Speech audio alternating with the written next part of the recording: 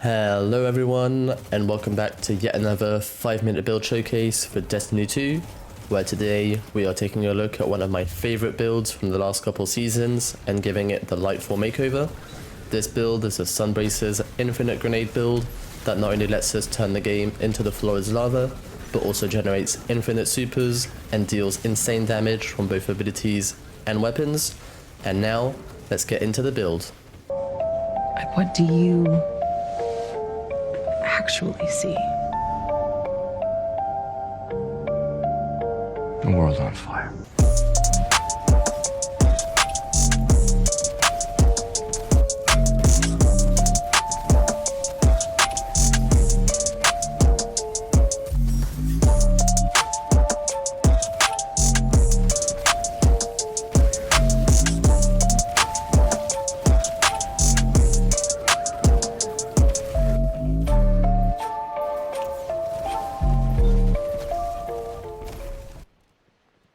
First off, we have the Sunbracers exotic arms with the perk Helium Spirals.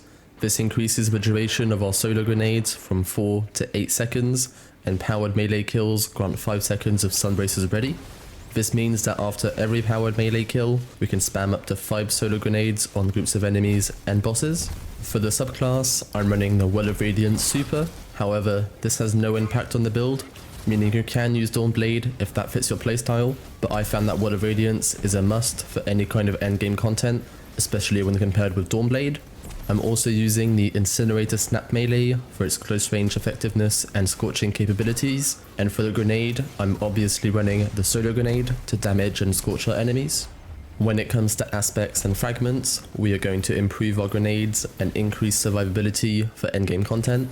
Our first aspect is Touch of Flame to increase the linger duration of our solar grenades and allow them to periodically emit blobs of lava that deal extra damage to enemies. The second aspect is a Flex. I prefer using Icarus Dash for some movement, however Heat Rises can also be good depending on the activity. For fragments, I'm using the new Ember Resolve, which causes solar grenade final blows to cure us.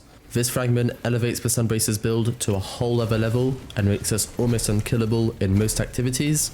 I really don't know who at Bungie approved this fragment, but they are now my new best friend. Our second fragment is Ember of Searing, which grants melee energy when defeating scorched targets. This gives us almost infinite melees since our solar grenades scorch pretty much everything, allowing us to activate Sunbracers in a constant loop.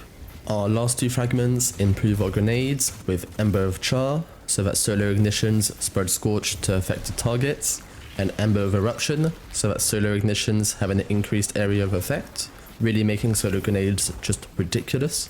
This build already gives us an infinite melee and grenade loop, with grenades that deal an insane amount of damage to all enemies we come across. Now we need to equip some mods to gain super energy, increase weapon damage, and give us some redundancy for the rotation.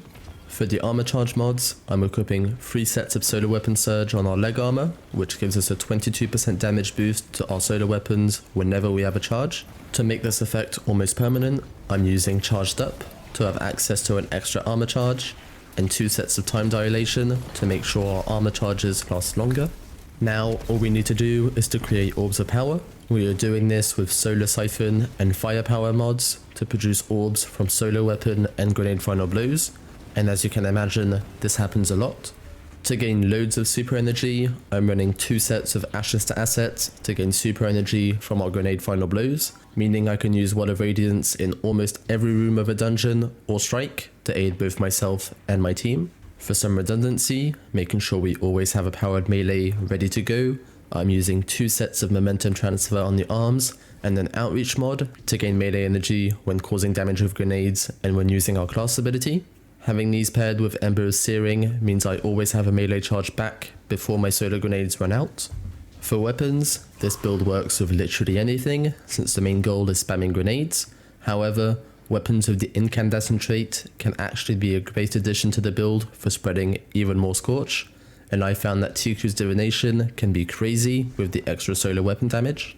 As always, I'll leave a screenshot to mod placements right here, and I'll put a dim link in the description for you to check out. Of course, if you enjoyed this build showcase, please be sure to like the video and subscribe to the channel for more content every week, and I'll see you in the next one.